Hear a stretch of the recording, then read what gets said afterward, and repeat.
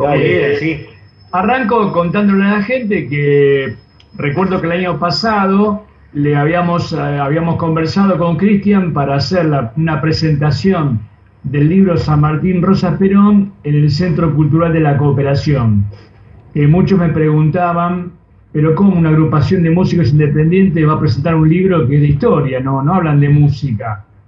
Y yo digo, mirá, nosotros los músicos, además de tocar algún instrumento, hacemos otras cosas. Entre ellas vivimos. A veces pensamos, otras veces leemos, ¿no? Además, bueno, claro, no trabajan, tocan la guitarra. Claro. Tocan la guitarra, no trabajan. Algunos somos casi seres humanos. Sí. Entonces nos parecía muy interesante, pues también, por ejemplo, habíamos hecho una actividad en el Centro Cultural de Cooperación sobre violencia de género, que es una cosa que golpeó mucho a nuestro ámbito, ¿no? Y entonces también golpea el hecho de no tener una conciencia nacional, a ver, que haya tanta gente, compañeros y compañeras nuestras, un desconocimiento de la historia argentina. Entonces nos parecía un buen aporte sentar a un tipo que sacó un libro interesante con 3 pilares que representan el ideal de la patria, incluso hasta a veces reconocido por gente que a lo mejor no lo sigue ideológicamente, pero bueno, sabe que los tipos se pararon en un lugar que no es tan discutible, ¿no? O sea, cuando vos te dicen, mirá, el 20 de noviembre es el Día de Soberanía porque Rosas le presentó batalla al Imperio Anglo-Francés, y está difícil para entrarle a Rosa por ese lado, ¿no? Entonces, eso me parece importante. Entonces, para nosotros era casi fundamental traerte, y bueno, se demoró por esta pandemia, todo. Así que bueno, vamos a tratar de ahora, en el programa de radio que tenemos ahora, tratar de escucharte, contarnos de qué trata el libro, qué te llevó a escribirlo, con 3 puntales de nuestra cultura popular nacional, el bastión político que nosotros perseguimos, ¿no? Así que bueno, contanos un poco todo lo que rodea el libro desde la vista del autor. Bueno, mira, es un libro que en realidad conecta muchos focos, digamos, ¿no? Por un lado tiene que ver con un laburo de investigación que había hecho. Yo estudié historia en la UBA, digamos. Había hecho un laburo de investigación sobre la conexión en realidad no histórica propiamente dicha, sino historiográfica, que es, digamos, la historiografía es, por ejemplo, qué piensan o cómo construyeron los diferentes historiadores las figuras de Rosas y de Perón, digamos, qué uso histórico o político le dieron a las figuras, ¿no? Entonces, el leitmotiv, digamos, la matriz de ese laburo de investigación era ver cuán de verdad había en la conexión Rosas-Perón, digamos, y cómo lo habían visto los diferentes historiadores del campo nacional, ¿no? Es decir, si era factible establecer una relación entre Rosas y Perón, y de ser factible, digamos, cómo se argumentaba, cómo se fundamentaba ese vínculo político, económico, cultural y demás. Entonces, bueno, así surgió, digamos, ¿no? Me puse a laburar en ese tipo a rastrear ese tipo de conexiones a través de los historiadores, no de la obra de ellos en sí, sino de lo que de ellos extraían o preferían contar los historiadores, ¿no? Eso por un lado, ese fue, digamos, el inicio material, digamos, manifiesto. Pero además, uno cuando elige un tema, lo elige no porque se le ocurrió en ese momento y empieza. Es algo que uno ya tiene incorporado de años, hasta incluso de la infancia, de la adolescencia, ¿no? Son como intereses que van quedando ahí en algún lugarcito, ¿no? Y de repente vos haces una síntesis y aparecen con todo, ¿no? Y en este caso a mí me aparece porque, como les contaba antes, en la anterior charla, tuve un inicio militante dentro del campo nacional, en el peronismo, digamos, un laburo militante territorial, digamos, en unidades básicas y demás, que ya viene es familiar, digamos, ¿no? Yo siempre digo que el peronismo es como un asabín, ¿viste? Como la vacuna, te lo dan, ¿viste que ahora les tienen miedo a la vacuna rusa? Claro, tal cual. Te dan la vacuna y sos peronista, es buenísimo. Pero bueno, eso no es el líquido, sino es la relación que vos tenés con tu familia, ¿no? El ADN político, el ADN cultural, el ADN de las vivencias, de las experiencias. Por ejemplo, el hermano de mi abuela, José Farinato, fue uno de los que se salvó de que lo fusilen en la unidad 2 de Lanús cuando fueron los fusilamientos del 56. Mirá. Es una anécdota que si la cuento vamos a estar todo el programa, digamos, pero quiero empezar por ahí, ¿no? El tipo se salvó por una serie de casualidades. Era amigo del comisario, amigo de cuando eran chiquititos, jugaban a la pelota en la vereda juntos, y el tipo lo agarró en el calabozo y dijo, ¿vos qué hacés acá? ¿Viste? Y lo sacó de los pelos, pues si no le hacían pelota. Él había sido uno de los primeros en tener una unidad básica acá en Lanús, digamos, ¿no? Y bueno, ya uno viene con esa historia, ¿no? Mi viejo también profundamente peronista, y yo muy inquieto a ese nivel, y él me llevaba a la unidad básica a pegar carteles. Le hicimos una lamentable campaña a Menem, cuando no sabíamos qué carajo venía a hacer este tipo, ¿viste? Pero bueno, en ese momento, ¿viste? La sabía pegar carteles, marcha los bojos. Estábamos con Menem en 82. Todos hicimos eso. Por favor. Bueno, en ese contexto, digamos, había un cántico que no faltaba nunca, digamos, en las marchas, en las movilizaciones, que era generales de cartón, generales son los nuestros, San Martín, Rosas, Perón, ¿no? Y a mí me resultaba como muy contrastante ese cántico, digamos, que entonaba la militancia con mucho fervor. Estamos hablando del 82-83. Me fui un poco más atrás. Y digo, salimos de una dictadura y los compañeros cantan por estos milicos, ¿viste? Yo era pendejo, imagínate el razonamiento de un pibe de 11, 12 años, ¿no? Tratando de vincular estas dos dimensiones. ¿Cómo es que, por un lado, salimos de una dictadura genocida, desaparecedora, entregadora y todo lo que fue la cívico-militar del 76, y los compañeros cantan por San Martín, Rosas, Perón, ¿no? ¿Quiénes fueron estos milicos? ¿Por qué los contrastan? ¿Por qué me cantás?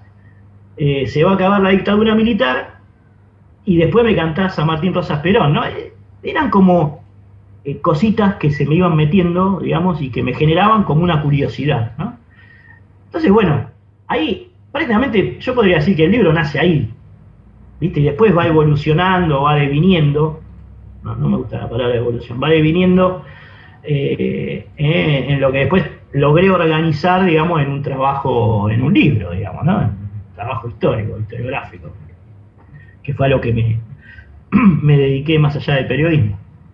Y bueno, ese sería como el puntal, ¿no? Como la explicación más atávica, si se quiere, de este laburo, al que le puse una pasión enorme, porque yo quería que Rosas y Perón se parezcan mucho, ¿viste? Pero lo tenía que fundamentar, ¿no? Lo tenía que plasmar. Digo, bueno, ¿por qué Perón y Rosas se parecen tanto? ¿Viste? ¿O por qué gran parte de la militancia, aunque no toda, pero gran parte de la militancia los conjuga de alguna manera y los interpreta como uno como el liberador junto a San Martín de la patria en el siglo XIX y el otro del XX, ¿no? Uh-huh. Y bueno, ahí un poco es que ocurre, y cuando me pongo a investigar, bueno, sí, de hecho, logro corroborar que la figura de Rosas y la figura de Perón se parecen más de lo que se distancian. Si bien hay una serie de historiadores, incluso del campo nacional y popular, que no están de acuerdo con esa comparación, ¿no? Que dicen que bueno, que Rosas fue una cosa y Perón fue otra, que Rosas fue un estanciero y que de alguna manera estuvo ligado a los sectores de la pre-oligarquía y qué sé yo, que es un poco la visión que intenta construir la historia liberal o la historia, digamos, marxista, ¿no? De detectar a Rosas como un agente de la clase poderosa, y qué sé yo, y hay toda una construcción, no quiero decir que Rosas haya sido eso, específicamente, o mejor dicho, fue eso y muchas cosas más, digamos, ¿no? Pero sí hay una corriente fuerte, entre las cuales se inscribía Rodolfo Puiggrós, en algún sentido, bueno, Abelardo Ramos se contradijo bastante, digamos, en un momento era rosista, en otro no, ¿no? Pero, por ejemplo, no sé, Atilio Garamuglia, todos aquellos sectores que fueron a formar parte del peronismo, que confluyeron en el peronismo, pero que venían de una tradición progresista de izquierda, ellos no les gusta mucho la comparación, digamos, ¿no? Y eso está en el libro. Por eso me gusta contrastar esto, no ser tan enfático ni tanto, digamos, de ir para un lado totalmente o para el otro. Ellos están, y digamos, están explicadas las razones.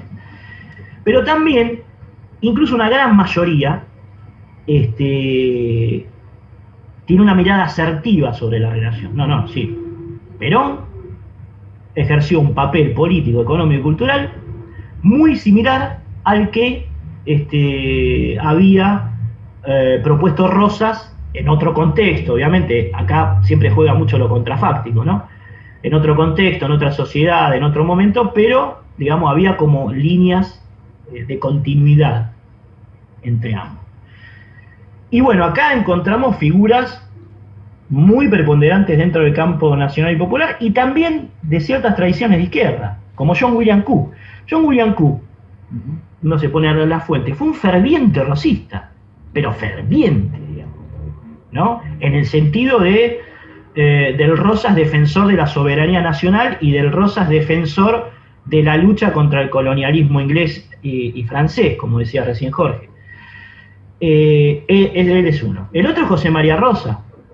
El Pepe Rosa es el tipo que dice, miren, no, muchachos, Rosa no fue como los otros estancieros, hacendados que conocimos en Argentina, no fue como la oligarquía. Rosas había establecido una alianza impresionante con los indios, con los negros, con los gauchos, hablaban el idioma de ellos, había escrito un libro bilingüe, Ranquel castellano, para entender lo que querían decir los habitantes de frontera. Lo escribió él, hablando con los indios, con los ranqueles, con los pampas, digamos, que eran aliados de él en la expedición al sur de 1833-1834.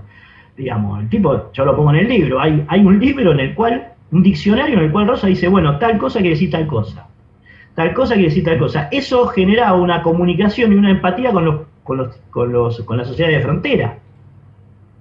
Bueno, todas esas cuestiones ligadas a la relación que tenía Rosas con las clases bajas, una relación profundamente cercana, las revela José María Rosas, en términos de la historia, la defiende políticamente John William Cook, la defiende políticamente Raúl Escalabrini Ortiz, también. Raúl Escalabrini Ortiz, cuando escribe Política Británica en el Río de la Plata, revaloriza el papel de Rosas en la defensa de la soberanía y de la economía de la Confederación Argentina. Es decir, hay todo un territorio para investigar que es importante, digamos, en el sentido de si es válida la comparación o no, si forman parte de una, primero vamos a decir de una díada, después cuando metemos a San Martín es una trilogía, pero por ahora estamos con Rosas Perón, que es la más dificultosa, si es válido o no. La conclusión a la que llego yo, la tesis, es que sí. Es que sí, por un montón de razones fácticas, digamos, ¿no? Políticas y además de visiones historiográficas, de fundamentaciones historiográficas.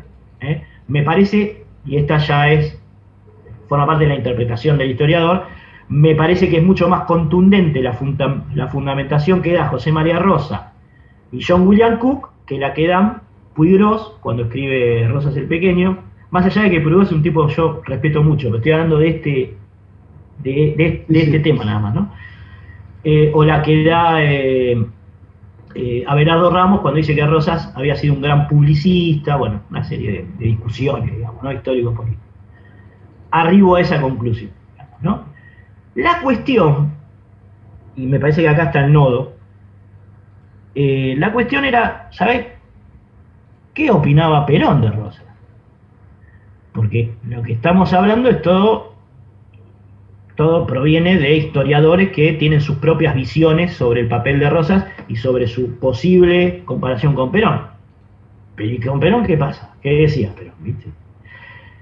Aquí que estudiando, sobre todo el libro de Galasso, la biografía que escribió Galasso sobre Perón, que es maravillosa, la mejor que leí, me pongo a leer ese mamotreto, digamos, ya lo había leído, pero me lo pongo a leer con más profundidad para ver dónde el tipo detectaba alguna opinión de Perón sobre Rosas, ¿no?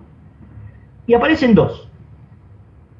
Aparece una cuando Perón se recibe como cadete en el colegio militar, digamos, donde en el marco de un nacionalismo medio complicado como fue el nacionalismo de los 30, hasta incluso un poco antes, él reivindica, como reivindicaban muchos sectores de la sociedad argentina, al Rosas de la disciplina, de la organización nacional, digamos, y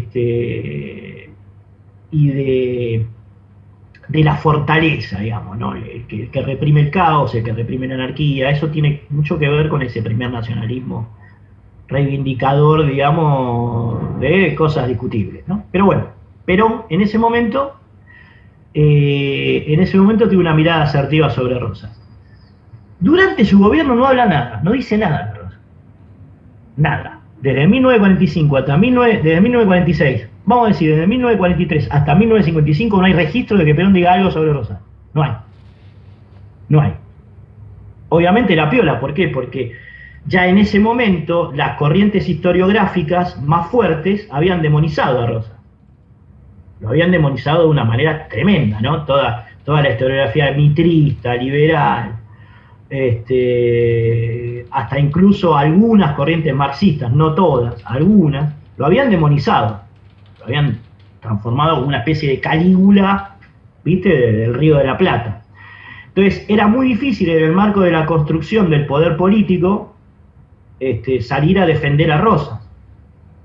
Era muy difícil porque ibas a perder un montón de sectores políticos en el marco de la construcción de poder popular. Entonces, es una maniobra estratégica, muy inteligente de Perón. Él no dice nada, pero deja hacer. Entonces, en el dejar hacer, aparece John William Cook defendiendo a Rosas, Scalabrini, Diego Luis Molinari, Arturo Jaureche, muchos de los digamos, asesores políticos, ideológicos de Perón defendiendo a Rosas. Y otros no, los que nombré antes, ¿no? Entonces, deja la discusión interna, pero a su vez deja, por ejemplo, que se desarrolle el Instituto de Estudios Históricos Juan Manuel de Rosas, sí, sí. Hay subsidios, digamos, hay toda una política por detrás que, de alguna manera, arroja una luz, digamos, sobre esa figura tan demonizada, ¿no? Bien, esos fueron los dos primeros gobiernos. Cuando lo derrocan ya en el exilio, es el primer rosista. Acá yo no tengo por qué caretearla más, digamos, ¿no? No tengo por qué estar cuidando todos los sectores y cuidando, digamos, en términos de conducción política, no la estrategia política, es decir, cuidar todos los sectores para que no se peleen en nombre mío o por algo que yo digo. Argentina no es Argentina y la independencia no es la independencia, y si no hubiese existido Rosas, digamos, y lo reivindica su papel en la Confederación Argentina y reivindica su papel popular, digamos, profundamente popular y nacional, su enfrentamiento con los poderes coloniales, ¿no? En ese sentido, bueno, activa muchísimo Jaureche cuando escribe política y revisionismo histórico, política argentina, revisionismo histórico. Bueno, el peronismo se hace rosista, digamos, después del 55, como que confluye en eso. Entonces, bueno, esa es la fundamentación de por qué se puede, porque a ese cántico, digamos, a esa cosa tan pasional que tenemos nosotros y que nos encanta, después hay que dar un cauce de fundamentación para enfrentar las posiciones en contrario, digamos, ¿no? Entonces, bueno, ahí está la fundamentación, la argumentación en los documentos de por qué se puede establecer una línea histórico-política entre el rosismo, lo que significó Rosas para la nación, y lo que significó Perón para la nación. Esto se resuelve después en términos fácticos, fácil. Es decir, los dos bregaron por la soberanía nacional, no lo duda nadie, los dos bregaron por la independencia económica, sobre todo Rosas a partir de la ley de aduanas, y Perón con todo lo que hizo, digamos, no es necesario explicar demasiado que Perón luchó por la independencia económica en Argentina, digamos, ¿no? y la justicia social, que no es un hecho menor, digamos. Todos hablan de justicia social respecto del peronismo y esto es así, ¿no? Todos los logros, las conquistas sociales del peronismo, pero de Rosas, cuando vos metés la lupa en la relación y el vínculo que el tipo genera con los sectores bajos de la sociedad, te das cuenta que hay una tendencia a la justicia social inevitable, por más que fuese un estanciero, un hacendado, digamos, ¿no? Pero digo, el vínculo que él establece con los peones de campo, que son los mejores pagos de todas las estancias de Buenos Aires, con los gauchos, con los mulatos, con los negros, permite el carnaval, es decir, las fiestas mayas, que se empiezan a hacer durante la época de Rosas, el 25 de mayo, digamos, lo más característico y lo más apoyado en los carnavales de las naciones africanas. Con los tambores, digamos, la murga porteña nace ahí prácticamente. O sea, el apoyo que da institucionalmente a los negros, a la negritud y el respeto y la dignidad que le ofrece. Por eso los negros apoyaban tanto a Rosa. Por eso a Rosa lo votaba todo el mundo y lo defendía todo el mundo en esa época, porque estaba con los sectores populares. Eso es así, digamos, no se puede negar eso, digamos, ¿no? Está claramente, aparece en las fuentes cuando uno pone luz en esas fuentes, ¿no? Así que bueno, ese es el nudo del libro. Después aparece San Martín, como el tercer componente, sobre todo por lo que San Martín admiraba a Rosas, digamos, ¿no? San Martín escribe cartas muy elogiosas a Rosas, muy elogiosas. Le delega el sable córdobo, ¿no? Que Cristina, digamos, lo tomó como elemento simbólico muy importante en las diferentes conmemoraciones por el Día de la Soberanía cuando ella era presidenta. Pero bueno, hay muchísimas cartas en las cuales San Martín elogia el papel de Rosas, muchísimo. Y bueno, el vínculo San Martín-Perón, que ya es ultra contrafáctico, no podemos saber qué hubiese pensado San Martín de Perón, ¿no? Esto sí. Pero sí Perón de San Martín. O sea, si hay alguien que Perón nombró 752 millones de veces en su vida política fue a San Martín, o sea, en todos los sentidos. Incluso si uno, digamos, se mete en todas las comunicaciones políticas institucionales de 1950, que fue el centenario de la muerte del Libertador, claro, que lo declaran año del Libertador, es tremendo. Lo que Perón dice de San Martín, ¿viste? Era como Maradona, sí, era una cosa extraordinaria. Entonces, bueno, ahí tiene sustento el laburo, digamos. Pude comprobar, digamos, pude adquirir herramientas de fundamentación de esa trilogía que aparecía en Cánticos, que aparecía, digamos, en la lucha política en la calle cotidiana, lo pude plasmar, digamos, en un libro, argumentado, digamos, ¿no? Documentado. Eso es básicamente el laburo, digamos.